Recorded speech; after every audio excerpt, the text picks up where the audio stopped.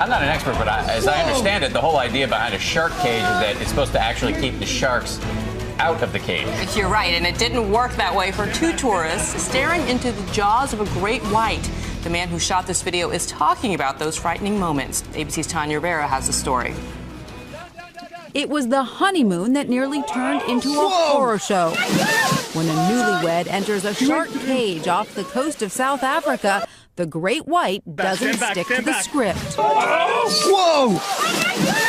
Watch again carefully.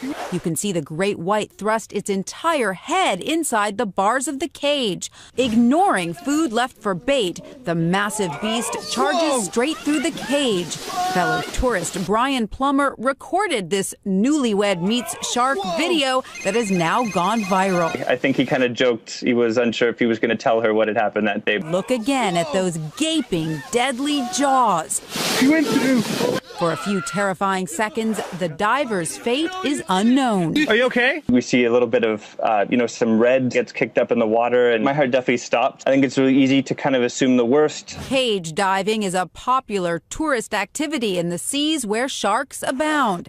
But how safe is it? I think that if the cage is sturdy, cage diving in and of itself isn't dangerous. But when it comes to feeding, anytime you feed a wild animal, there are risks. Regardless, you'll need to keep your wits about you.